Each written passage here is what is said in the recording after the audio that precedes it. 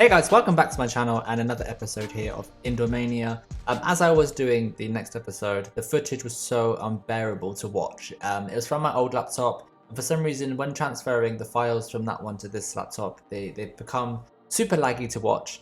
So even in time-lapse, it's just not good. So I've decided just to show you more of like an update video and show you around kind of what I've been doing and the bits that I couldn't show you in time-lapse. So a bit of a different episode today. But as you know, I've been making this kind of zombie wasteland area, and last episode I actually built this top spin, which I've called the generator, and it's a part of this kind of waste apocalyptic land. And I just added in these kind of tanks here in the front just to create a bit more of theming and atmosphere. Up here is actually the transition area from the space area. So I'm just going to turn around and show you kind of that transition. So as you can see here, I did there's stairs going up here above the dodgems, all the bumper cars, and then you can actually walk through this kind of light area here, and that will take you out into the zombie land over here. So I like that transition. I think that's really cool. You can also actually enter through these stairs here, which also come from the space area, just next to the very small Intamin launch coaster just there. So that's another nice little thing I added in there. And then since the top spin, I actually added in this kind of courtyard area, which is based on like a prison watchtower sort of thing. Maybe it's like a hideout area. Kind of took inspiration from Walking Dead. And yeah, and also I added some like fire truck, or a fire truck, and a turned over truck here as some theming. Really wanted to show you the time-lapse build of me building those. They're basically just made out of different shapes, cylinders and squares, and I think they look really cool. I've just kind of done that as some theming, as like a transition between the area over here to here. And I took inspiration from the Swarm at Thorpe Park for those. So I really like those. I did this plane here. I'm really unhappy with the plane. I don't like it at all. I think I need to just change it up a little bit, sort the windows out, that kind of thing. But I'll get around to that at another stage. But the whole idea was to have a crash plane, kind of like the Swarm, and then have the station of the roller coaster under the wing. We have the queue line that kind of goes, you know, around here underneath and past the turned over truck, and then around the front of the coaster. It's really hard to see, sorry, because I built like this kind of half roof over the top of the park.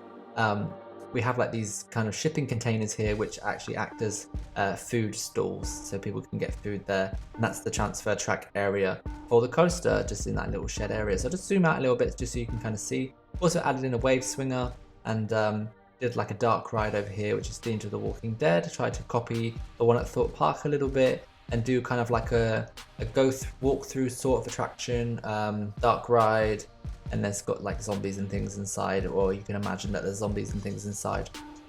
So yeah, that's the kind of how the area came together. I must say it's not my favorite area of this park. I definitely think the other areas of the park have a bit more detail. Let's just press play a little bit and see some action. So I'll just show you the coaster over here. This is Zombie, which is a Gerstlauer Infinity coaster, and it's quite compact. I just finished doing the custom supports as well. You saw me build the layout a couple episodes ago, but I really like how this turned out. I think it's really small and compact, exactly what I wanted.